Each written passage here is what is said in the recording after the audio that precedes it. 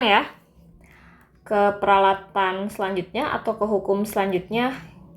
Ini di sini kita zoom sedikit supaya fokus ya. Di sini ada tentang asas Pascal atau hukum Pascal. Di sini ada ilustrasi sedikit tentang gambar, nanti kita bahas ini. Tapi kita harus tahu dulu sebenarnya asas Pascal atau hukum Pascal itu apa. Jadi Pascal atau hukum Pascal ini punya statement atau punya konsep di mana bahwa tekanan, ya, ini masih berhubungan dengan tekanan ya, tekanan di semua titik, tekanan di semua titik di dalam cairan statis. Jadi ini termasuk ke dalam fluida statis, dalam cairan yang statis atau yang diam ya, adalah sama.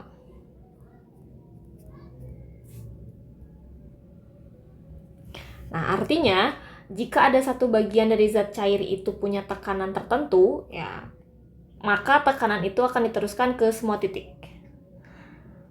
Jadi meskipun dia, misalkan ini ya, di gambar ini ada di salah satu contohnya di pompa hidrolik.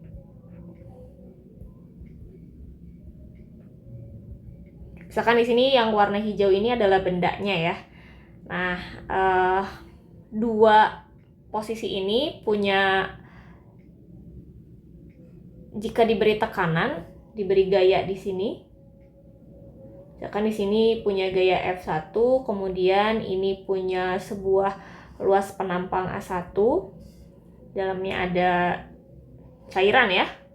Kemudian di sebelah sini dia juga punya luas penampang A2, ya, makanya dia juga akan punya gaya di sini ya, F2.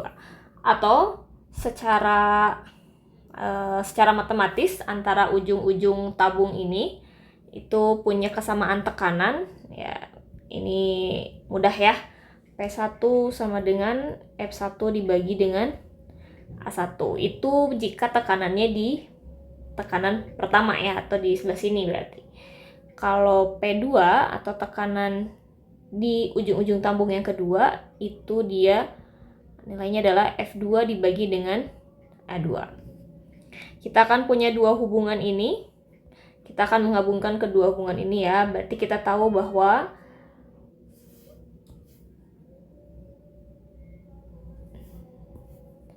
P1 itu sama dengan P2. Maka jika kita pengen tahu nilai gaya yang ada di F2 ini, maka kita bisa substitusikan ya. F2 akan sama dengan A2 dibagi dengan A1 dikali dengan F1. Ini jelas ya. Prosesnya ada di, seperti halnya di pompa hidrolik. Itu konsep tentang Pascal. Nah, kira-kira konsep tentang Pascal yang punya perhitungan seperti ini nih bentuk umumnya ya. F dibagi dengan A, tapi ini dengan proses pompa hidrolik. Kalau di proses kesehatan ini biasa dipakai di mana ya? Ini adalah penerapan prinsip Pascal, itu ada di jarum suntik ya. Apa hubungannya jarum suntik atau injection ini? Kita lihat ilustrasi sederhananya ya. Di sini ada gambar yang ke-1 dan gambar kedua. Ini terlihat bahwa sama-sama sedang posisi menyuntikkan sesuatu ya. Berarti otomatis kalau kita bisa gambarkan, ini sama-sama punya gaya ya. Yang ini juga sama punya gaya, yang arahnya juga ke sini ya. Masing-masing punya gaya. Kita lihat berdasarkan luas permukaan, misalkan ini menggunakan jari tangan ya. Ini berdasarkan luas permukaan atau A-nya kita sebut ini ukurannya besar ya. Jika dibandingkan dengan bagian yang gambar kedua, ini luas permukaan bendanya kecil ya. A-nya sama dengan kecil, kita bisa lihat di bagian ujung sini begitu. Kemudian ini hampir tidak ada tekanan ya. Apa yang ditekan juga tidak jelas ya. Tekanannya rendah. Meskipun ada tekanan tapi prosesnya rendah. Berbeda halnya saat ada proses jarum suntik ya.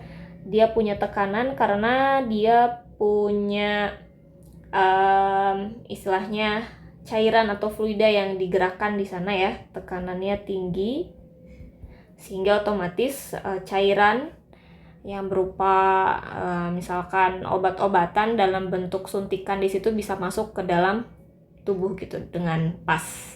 Jadi bakalan, kalau kita bisa bandingkan di gambar 1 dan gambar 2, mana kira-kira yang lebih mudah masuk. Otomatis saat ini ya, luas permukaannya kecil, diberikan gaya, terus kemudian dia punya tekanan tinggi. Kalau kita bikin sebuah ilustrasi secara matematis, perhitungan secara matematis mudah ya. Tekanan cairan, oke sebentar. Tekanan pada cairan itu bisa kita sebut sama ya dengan tekanan yang ada pada darah. Sehingga kita bisa analogikan bahwa P darah atau tekanan darah itu sama dengan F dibagi dengan A juga sama ya. F-nya F apa? Dia ada proses dorong ya. Kemudian A-nya itu adalah tabungnya atau luas permukaan dari tabung atau mungkin jarum suntiknya ya. Jadi kita bisa pastikan perkembangan jarum suntik pun tidak sedemikian rupa langsung seperti sekarang ya. Ujungnya tidak selalu samanya kecil, itu mengalami perubahan ukuran maupun bentuk ya. Jadi agar lebih mempermudah proses masuknya cairan tersebut ke dalam tubuh gitu ya. Ada prosesnya gitu. Jadi kalau kita lihat di sini berapakah gaya dorong yang bisa kita lihat? Ya berarti kita tinggal mengalihkan ya tekanan yang ada dalam darah dikali dengan luas permukaan yang ada di sekitar tabung. Gitu.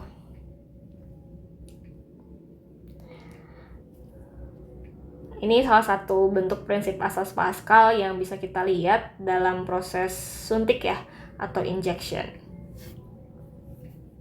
Nah, sebenarnya berkaitan dengan prinsip Pascal, ini masih ada beberapa poin yang bisa kita generalisir ya. Salah satunya itu adalah tensimeter. Untuk alat ukur ya, alat ukur tekanan darah juga ini sama, dia menggunakan kurang lebih konsep yang sama dengan prinsip prinsip Pascal, meskipun ada proses tambahan lainnya ya. Ada kayak misalkan mengukur tinggi air raksa, kemudian dia nanti ngecek sistolik atau diastoliknya, dan ada proses penekanan dulu ya. Di situ kayak masang dulu mansetnya atau masang dulu istilahnya selubung ya. Jadi tangan kita diberi tekanan dulu, diisi udara dan lain sebagainya. Itu untuk ngecek, salah satunya untuk ngecek tekanan darah. Nah, berkaitan sama tensimeter juga ini ada beberapa alat yang digunakan. Ada yang menggunakan pengukurannya menggunakan air raksa ya, atau mungkin ini sudah mulai agak ditinggalkan. Beberapa tempat klinik atau rumah sakit lebih biasa menggunakan yang proses digital ya. Tapi tetap di antara dua alat ini mereka punya konsep yang sama ya untuk mendapatkan delay. Oke, jadi itu tentang asas Pascal ya. Selain ada hidrostatik, ada Pascal. Nah, sekarang kita coba tambah pengetahuan lain. Ada yang disebut dengan persamaan kontinuitas. Ya, apa itu persamaan kontinuitas? Jadi ini ada dua pipa ya, pipa yang besar dan pipa yang kecil. Kalau kita lihat di sini, yang berbeda itu adalah luas penampangnya. Jadi ini pipanya itu punya luas penampang yang berbeda ya, terlihat dari ujung-ujung sini nih, atau di sini juga kelihatan ya bahwa luas penampang di A1 di ujung 1 ya, dan dia juga punya luas penampang di ujung yang kedua, berarti dua sebelah sini ya, sebelah sini dan sebelah sini. Jadi dia punya luas penampang A1 dan A2. Kemudian dia juga punya kecepatan ya. Ini dikasih tahu bahwa arah V1 itu arahnya ke kanan. Ya, sama halnya juga dengan V2. Ya, kemudian ini adalah jarak ya, delta L dari posisi awal ini sampai sini, kemudian dari posisi ini sampai sini itu adalah delta L2. Jadi jika diasumsikan cairan itu bersifat termampatkan, ya berarti saya tulis di sini ya. Jika diasumsikan cairan tidak termampatkan,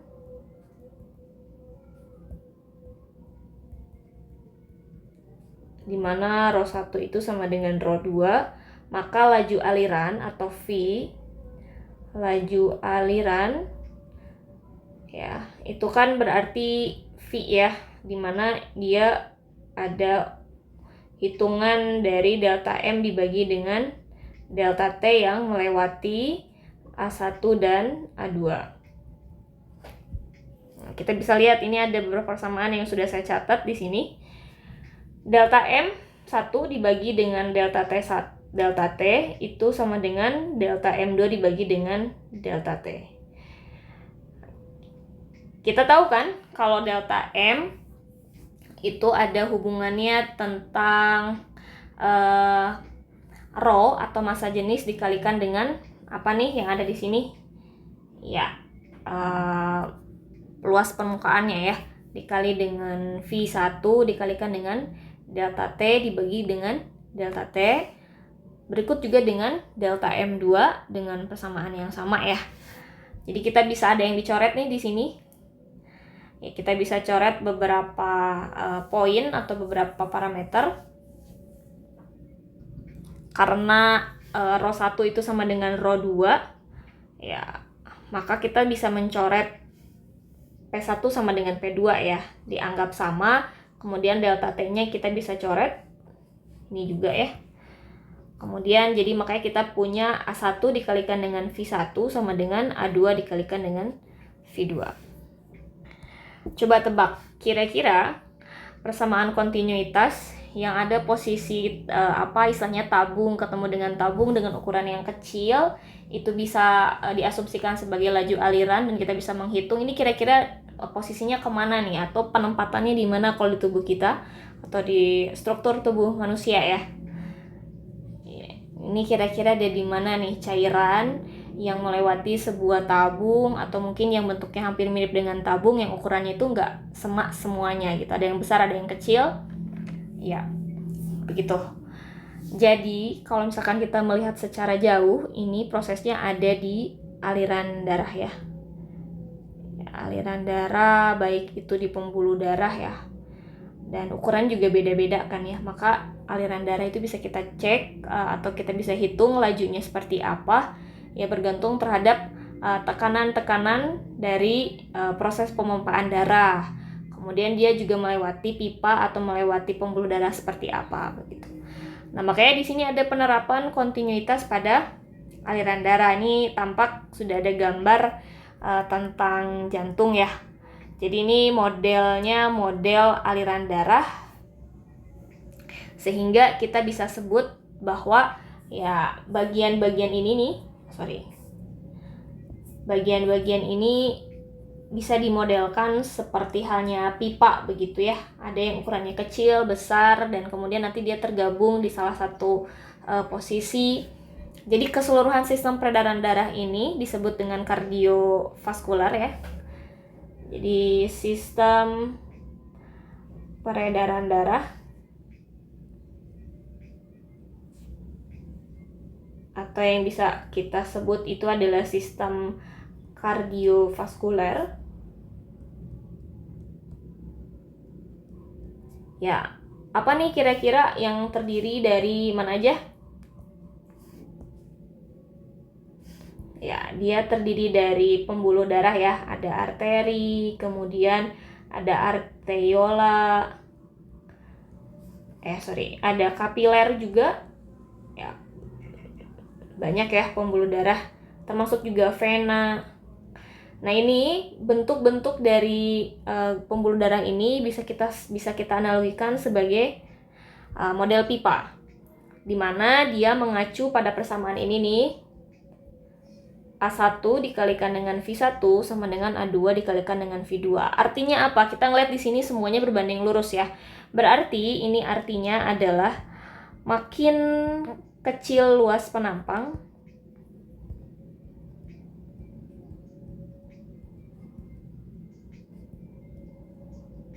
akan terjadi apa nih kira-kira? Penampang apa? Penampang pembuluh darah ya, karena kita memodelkan pembuluh darah itu sebagai pipa ya. Penampang pembuluh darah, maka laju kecepatan aliran darahnya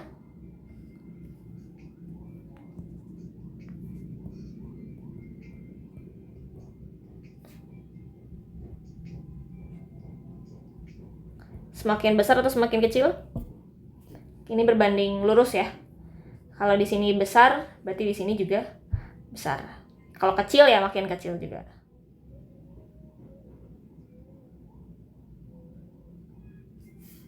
Oh sorry, ini bukan perbandingan searah ya, tapi ini kalau misalkan kita otak-atik lagi nih bakalan punya perbandingan yang berbalik nilai ya. Jadi kalau makin kecil luas penampang pembuluh darahnya, maka laju kecepatan arah darahnya bakalan gimana lajunya ya. Ya kalau makin kecil ya makin besar ya.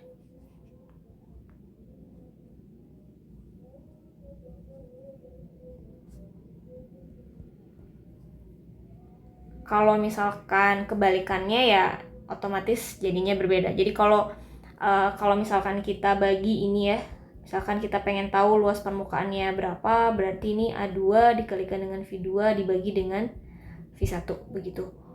Jadi kita bisa lihat kalau misalkan luas penampang terhadap aliran darah atau V itu berarti kan kalau V1 berarti sama dengan A2 dikalikan dengan V2 dibagi dengan A1. Jadinya kebalikan ya. Gitu. Oke, itu tentang kontinuitas ya. Jadi ini kita balik lagi ke proses yang tadi ya. Jadi memodelkan, ada sebuah pemodelan tentang pipa atau mungkin di dalam tubuh kita itu adalah pembuluh darah. Oke, setelah ini kita masih membahas tentang sebuah pompa sirkulasi di dalam jantung, disambung dengan video selanjutnya ya.